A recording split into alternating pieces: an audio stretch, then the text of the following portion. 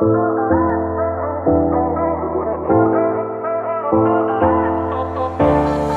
everyone, and welcome back to the world's most famous podcast. I'm your hostess, Jacqueline, Maddison, where we bring you inspiring stories of transformational leaders and powerful conversations that elevate every area of life. So today's guest is none other than Dawna Campbell, internationally recognized as the Mind Whisperer. With over 25 years of professional experience, Dawna blends wisdom as a former financial advisor who once managed over $500 million in assets, who is now helping individuals and companies achieve happiness, prosperity, and love through subconscious mindset techniques. Let's welcome Dawna to the show. Hi, Dawna. Welcome to the show. It's such an honor to have you on. Thank you. Thank you. I'm excited. Me too. You just have an incredible story. Can you share your journey from being a financial advisor who was managing over $500 million in assets to becoming the Mind Whisperer, which is very intriguing. Tell us more. Yes.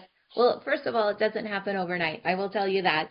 And it's not something you aspire to be when you're, little and you're growing up and you're like, what do you want to be in your life? And people are like, you don't show up and say, I'm going to be a mind whisperer. It just doesn't happen. Yeah. So what it was for me was I decided to become a financial advisor, and I quickly moved up the ranks to become a managing principal for an investment firm because I was, as a child, incredibly passionate about helping other people get ahead in life, middle-class America, because I saw growing up near poverty that people had opportunities that I didn't have unless I did it, like go to college. Right. And so at the height of my career, I was managing $500 million Wow. of other people's money. Mm-hmm. And what it cost me was my health. I couldn't digest food for 3 years.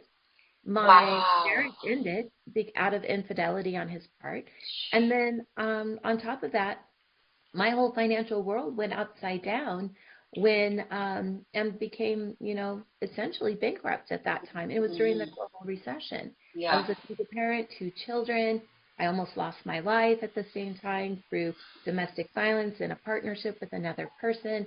And so if those weren't big enough wake-up calls, I don't know what it is. Yeah. And so I started to dedicate my life to a healing practice and really a way to help people differently through energy and vibration and frequency, natural medicine. And I started looking at all the different pathways. And then over time, when the media would ask what I would do and I would share, they just started calling me a mind whisperer. And it's really interesting. I now get mail with my name, the mind whisperer. So I'm like, how did that happen? You've earned the title. The title is there now. It showed up in the mail. That's incredible. So what does that even mean? And explain the Mind Whisperer. Right. So what I learned how to do through different teachings, whether they were Western modalities, through the school I went through for ministry, for Eastern philosophy, all of those things, it came down to energy, vibration, and frequency. And with that, we had values like love and kindness and goodness and thankfulness and gratitude and balance and peace. And even my own story, if we're not digesting those higher vibrations of emotions, if we're in anger or sadness or frustration, stress, worry, pressure, it breaks down our health. It breaks down our mental wellness. It breaks down our relationships. It breaks down your money supply. And so I figured out a way to energetically change through natural laws of the universe the frequency somebody is in, because it got encoded inside of us.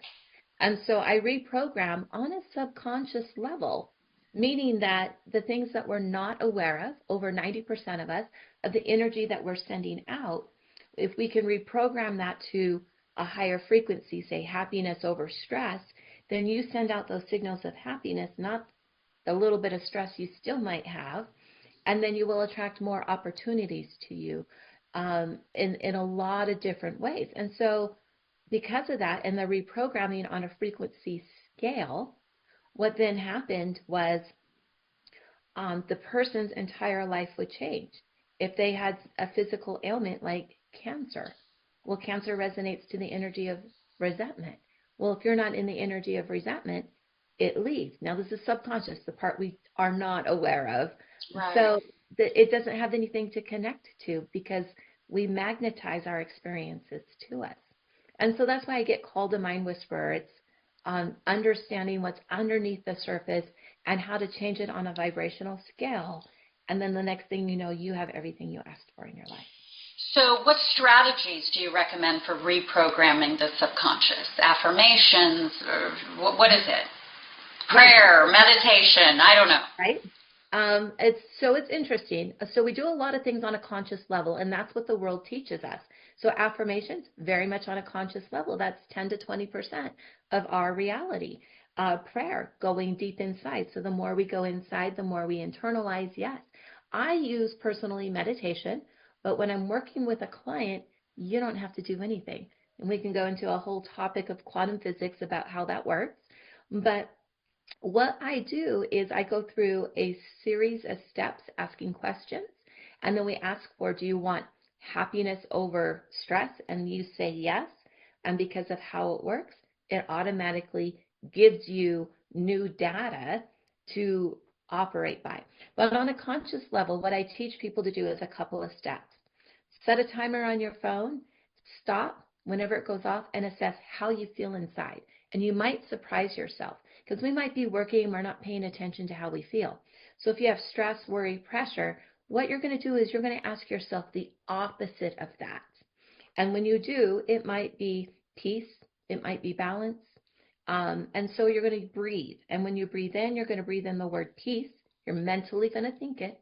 And then you're going to breathe out the word stress, the thing that we don't want. And you're going to do that for 3 to 5 minutes. Well, what then happens is through that air, through the breath, that peace comes in, the stress leaves. Now you go back to work, you have more focus, more clarity, more balance. It continues until the next time your timer goes off, and then you assess how you feel, because awareness is the very first step. So that's a very conscious way to reprogram. On a subconscious level, what we have to do is find where that energy first came in at, which is an event that happened, most likely when you were little. The childhood traumas. Always. Yep. Always. It always goes back to every time. But it's so true. So I'm a Christian, and my sort of healing techniques are prayer, like as you mentioned, and when I get into that prayer time in the presence of God, because God is light, right? So if I'm in those dark emotions, I just get into the presence. And Jesus has told me, when I'm dwelling on negative emotions, he says you need to move towards a higher light. So then but it's incredible. And it's in that energy, that state, in that deep prayer state, that the change that I'm talking about is when it happens. Every single time. Exactly. And so many times he tells me you need to be more in tune with your inner child. And this was foreign to me, but even the Lord is counseling me to nurture the inner child, because it's so true. We are all just big kids. And it's our inner child that still needs that love and care, affection, and attention to continue to grow and be healthy. Mm-hmm. So the inner child healing is huge, huh? What about, you also emphasize heart-centered healing, correct? So how does this approach facilitate personal and financial transformation? Because when I'm with another person, it comes from that place of the heart. And for me, it's an energy and a frequency of love, because love is all things. Yeah. And love is the energy that you go to before it becomes anything else in the world. It's the God, it's the creator, it's Jesus, it's all of those things. Mm-hmm. And when you go back to that place, the original source, that is where the change can take place. Everything else is just the wrapping paper that we put on to protect that spark of our heart. It's so true. And we're born into the world with the innocence and the purity of divine love as children, right? And then it gets corrupted by the darkness in the world. Exactly. But it's just so beautiful. And again, my faith, the Christian divine law is to love God with all your heart, soul, and strength, and then to love your neighbor as yourself. So the very foundation of God's law is love. Mm-hmm. One of my favorite exercises that I take some of my clients through is imagine your heart, but it's wrapped as a gift. Mm-hmm. And then what is it wrapped in? And a lot of times when we're in that stress, worry, frustration, well, that we cast that as our ugly wrapping paper. So what Right. happens if we take off the stress? Oh, well, I might have a little bit of anger. What happens if you unwrap the anger? What's there? Well, there could Mhm. be some sadness or grief. Okay, we take off the grief. What's underneath that? Oh, I just needed somebody to listen to me. Well, we take that off. What's under? Well, I wanted understanding. Okay, if you got Mhm. understanding, let's take off that wrapping paper. Oh, I might have been need to be nurtured. And when you get back to it, eventually, when we unwrap it so many times, you're going to be back to that original place of that divine spark of love, and you're going to go, oh, there I am. Right. We would have heaven on earth if we all just We just, operated from that constant place of love. Even, again, I always refer to my faith, but even the Bible says that those who live in God live in love because God is love. absolutely. We Yeah. just come here, we start putting on this wrapping paper of all of these things to protect that inner love that we have inside. So Right. for me, that's really heart-centered healing, Yeah. because we're going back to that place and we're going back and recoding the frequency. We no longer need this anger wrapping paper anymore. We just want the joy or the happiness. But don't be content with just joy and happiness, because that even has a greater gift in it too if you look. There's Yeah. something better than the joy. There's something better or greater than the happiness. Yeah. We just have to look for it. Now, you're also a renowned international speaker. Yes, So, can you elaborate on some of your keynote presentations, specifically maybe the energy of money and the key takeaways for that one? yes. What's really interesting with money is an energy outside of us. And we are energy as a soul, as a spirit, as a being, as a co-creator with our God. And what happens is, and what I noticed with my clients internationally was that when we got back to key certain values, their money supply always increased, although we might have been working on a health issue. And so that I realized, being from the financial world, there was a direct correlation. So in the financial world, we would say, here is your net worth. Your portfolio value is. Your Uh-huh. assets appreciated. Well, on a soul level, we want to know that we're worthy, that we're enough, that we're valued, that we're appreciated, that we matter Mm-hmm. Yeah. every single time. So when Right. that changed, their money supply increased because as a financial advisor, do you have enough money to fund your goal? And as a person, if you didn't have enough money, you didn't get to fund your goal. But if we increased that enoughness or that worthiness, the money was always there to do it. Oh, And that's so it's a interesting. direct So reflection of the soul. so on a subconscious level, our self-esteem, our self-image, our Yes, self-worthiness impacts our ability to create and produce wealth-generating yes, activities in our life. It's so true though, because like if you're depressed, you don't want to be productive. You don't want to get out there and contribute to the world. You're depressed, right? So reprogramming our inner self-worth is key. yeah. So Because yeah, yeah, the net worth will be increased over time. interesting. So what unique challenges do women face regarding financial empowerment? And how does your talk, Embrace Your Feminine Money Confidence, address that Right. specifically for females? I think we genetically is a huge piece of it, because if you look throughout history and genetics, women were in a role that served the family. We lived off the land. It was about survival. They would go out and farm. We would stay home, take care of the kids. We'd have lots of children because we needed them to work on the farm. Right. And so there's a lot of genetic things around that. And if you go through history and time, we've evolved from it. And then in the era where I was growing up, you could be anything you wanted to be in the world. And you could have a family and have it all at the same time. Right. And so we were breaking into this new world. Women could start working and doing things they already were, but more and more professions opened up.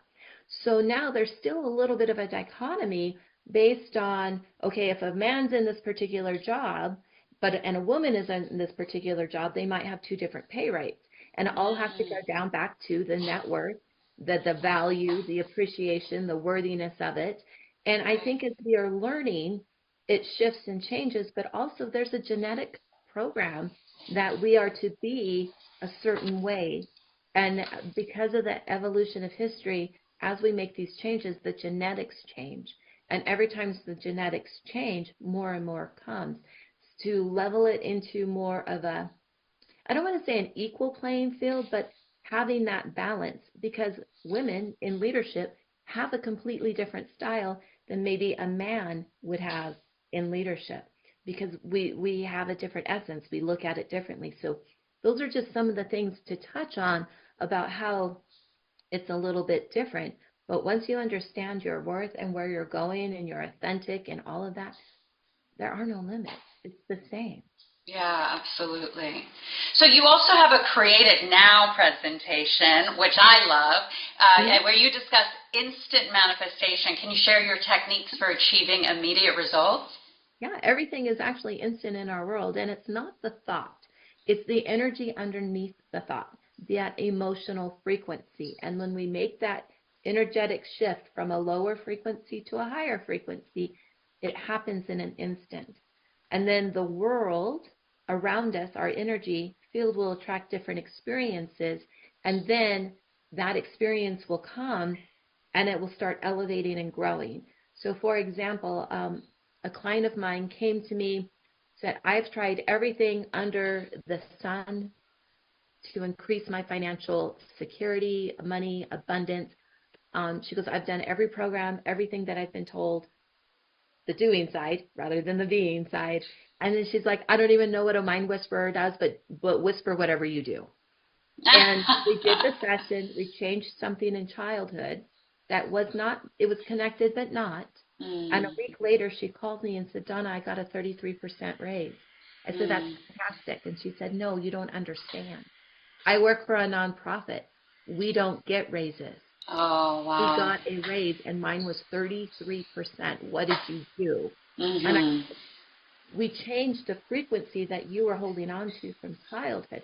So it's instant results. So once you do the work and you go through the process, you feel elevated and higher for a number of days. And the next thing you know, the experience comes, and then it continues to feed.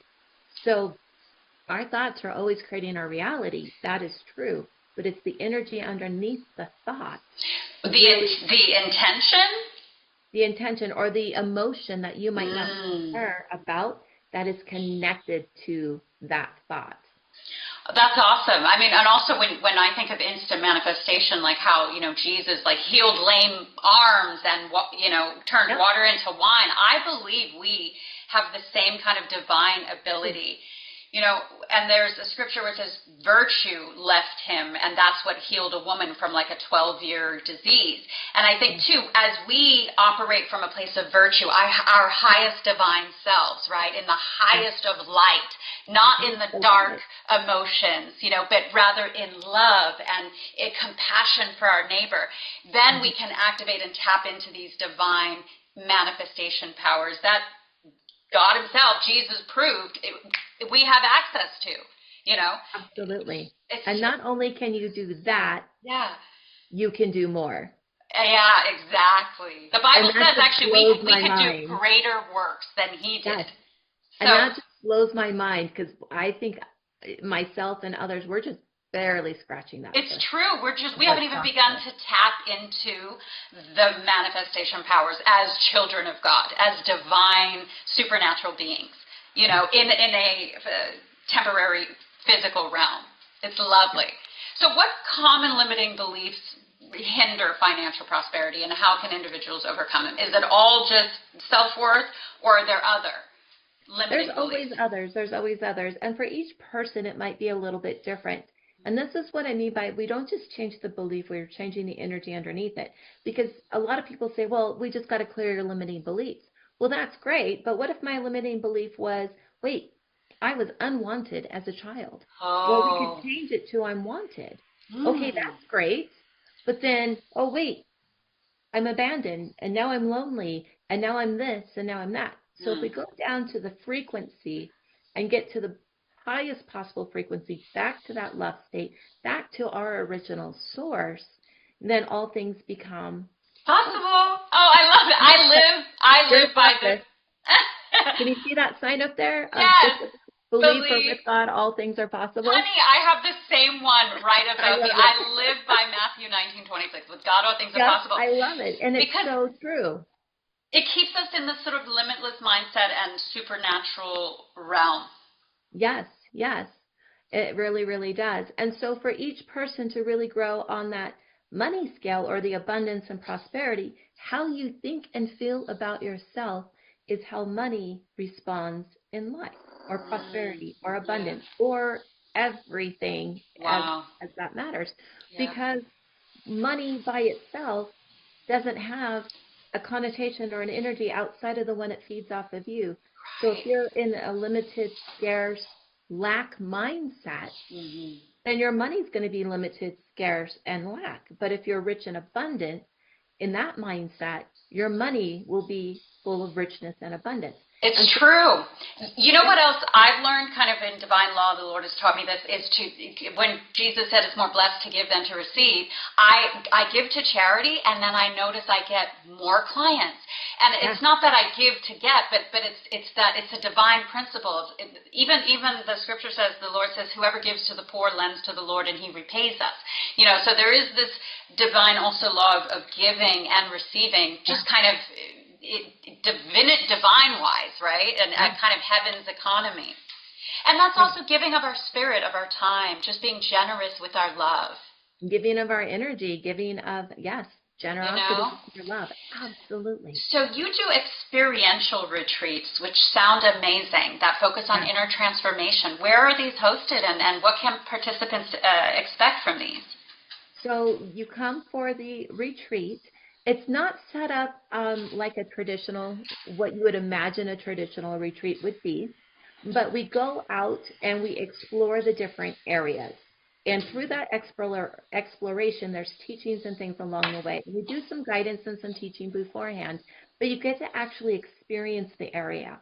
And for me, I love going to places where, one, either I have not been or to experience the local culture. So I don't go necessarily to an Americanized version of. So like when I went to Belize, for example, there's a whole American arena there. No, I went to the heart of the city or the country. We went down south to where the local fish markets were. We ate off the locals because it's about experiencing life. Yeah.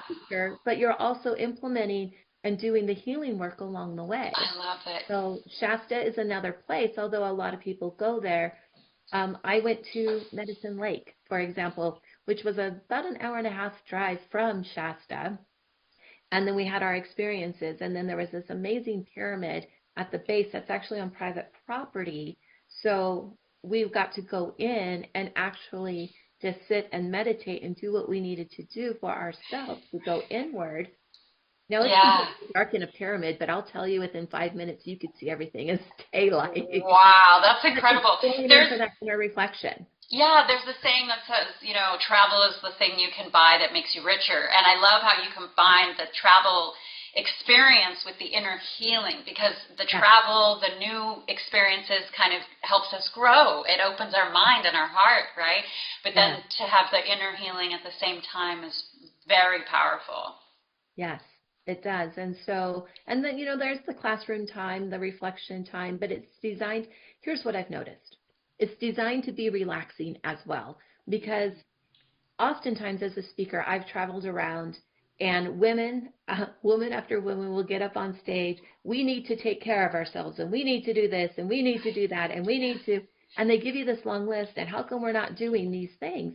But the person who's running the event, who might be a woman, is running it as a masculine event of no time for breaks, no time for networking, no time to, grab lunch, and it's just one thing after another after another. Push, aggressive, right. Where the woman... That's the opposite. Yeah. Wait a minute here.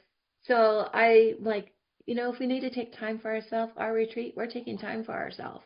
Yeah. And if we want to sit on the sofa and do nothing, we can sit on the sofa and do nothing. It's so true, because I think we as women with a more feminine energy do need that We need to be in a receptive state, not so much an aggressive, and so that way we receive God's grace, we receive the inner healing, and that's where we as women flourish, because as we fill our own cup, we nourish others with the overflow. Yep, and we take those 5 minutes of time, or maybe 2 hours of time. Right, whatever you need. Everything flows out of you, and it's just there, and it's done. Yeah. And you actually have more time than less time by doing nothing for 2 hours. It's so true. Now, how does your private mentoring program facilitate leadership development and personal growth? Yes. So based on what the person wants to work on, what they want to change, the process, I'm going to say after 20 years, has not changed. Tried and true. Well, that's good. I haven't. But, so say you want to step into different types of arenas or leadership, or maybe write a book or be in a movie or whatever it is, the process is the same. We still find the resonating frequency that's stopping you from doing that. And then you get to go do it because it changes. And what happens is on the personal development level, corporate leadership, all of those things, you have more energy, you have more time, you're getting better, faster results because you took the time to change a frequency that was stopping you from getting there. Wow. So it works in all arenas. So how does the process work? Is it a meditation? You have I want to say patient, but maybe not a patient. You want to have the guest in a meditative state and you walk them through like a visualization. What's the process to acknowledging and changing and transforming? You and I are having a conversation. You're in the state that you're in. I ask a series of questions. It may seem related. It may not seem related to you. I get back to an event, the experience. You tell me the story. We understand the emotional frequency. We figure out where it's at in the body, one of the first times that it actually happened. And then we understood what took place. We understand what you need. We start asking for some of the different changes. You don't do anything. I go into my own breath work. My energy field merges with yours. We can have that conversation about quantum physics. I ask for the change. You say yes. So what we did was we took your consciousness, went down to an event that's something that you forgot about that was buried deep in the subconscious, reprogrammed it. Your consciousness said, this is the new operating system. And then the subconscious goes, okay, we're running with this new energy. That's so interesting. So it's have to meditate. But it's I do it like that. So it's a guided healing process where you... Yes. Where the patient, I'm using that term even though it kind of seems to apply because they need healing, where they are revisiting and literally going back to that moment, that experience. Right, but you don't relive it. You don't relive it, but you emotionally relive it. So you don't relive it, but you revisit the emotions of that moment and then shift the... Right. It's as simple as... I came downstairs and I saw my mom and dad fighting. Right. Okay, well, what did that feel like to you? Well, I was a little sad. Okay. And then we work with that. And then we understood what it was that you needed. Well, I needed someone to tuck me into bed because I wanted to feel safe and nurtured. Wow. And then we ask for the safe and nurturing without sadness. Yes. And you get the reprogramming, but you're in a conscious state. When I ask for the change, that breath work exercise, I just breathe. I ask for the new frequency. I'm in that state of as close to that creator state that I can be in with love, in that energy of love before it becomes anything else into this world. You get the change. I am the witness. Wherever 2 or more are gathered, there I am. The God is in our midst with whatever we ask in prayer. Yeah. Transformation and healing. You keep it because the energy of the creator comes in and does the magic. That's right. Yeah, he is the healer, right? But we just get to partake of the conduit. That's right.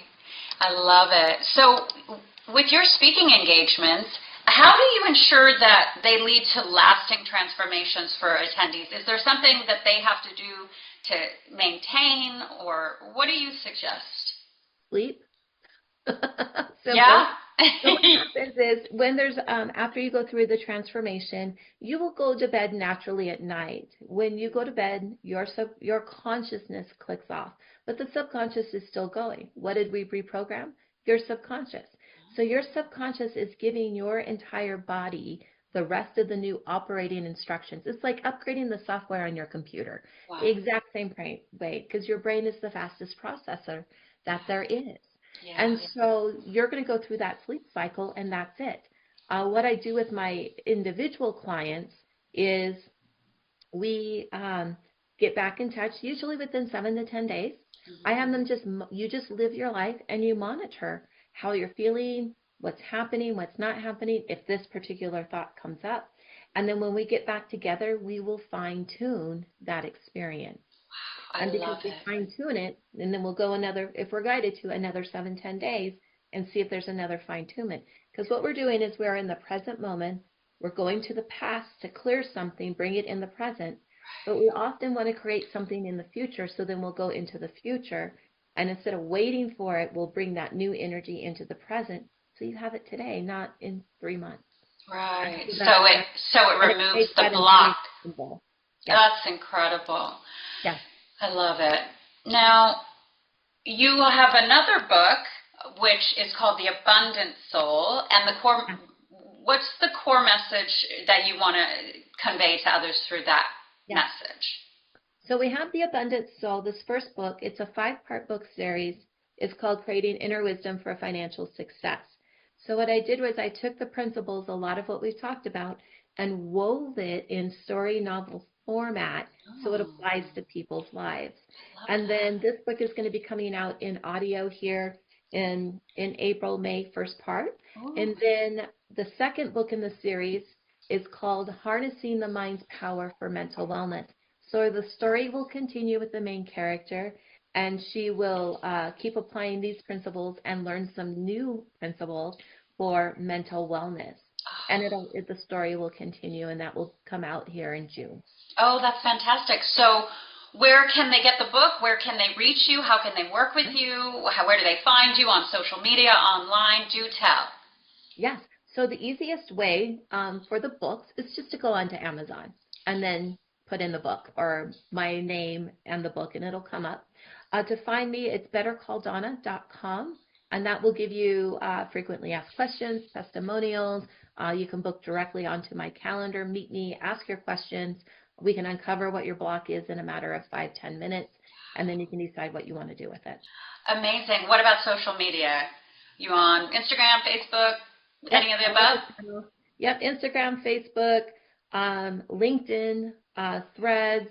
I think there might be an old TikTok channel somewhere. Great. So, well, I'm sure our listeners can also, in the business leader feature we have of you in the magazine, they can, find everything there.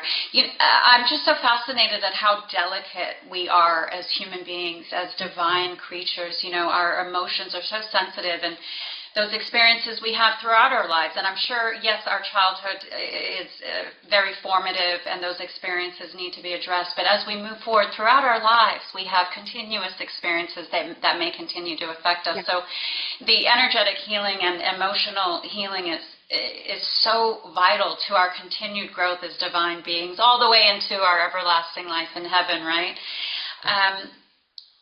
So are there any sort of final words, suggestions, recommendations you have, other than, of course, working with you directly, on how people can experience healing, or at least get on the right track to their inner healing? I'm going to share a mantra that I wrote many years ago when I was going through all of those hard, difficult times. Yeah. And it is: trust and you will see, believe and you will know. Have faith, all is well. Follow your heart, and spirit will lead you. Spirit, I love it. Thank you so much. That is so beautiful. Wow, you have shared so much incredible insight into how people can achieve their own inner healing and personal transformations to live in the abundant soul that God really gave us and birthed us into this world with to begin with. And so it's all about returning to our innocence, restoring our purity and divinity, and walking in love, loving God with all our heart, soul, and strength, and loving our neighbor as ourselves. And then we will experience heaven on earth. That's the key. That's the key. Hey, well, God bless you. It's been a pleasure. I wish you continued success, Dawna. Have a wonderful day. Thank you. Thank you.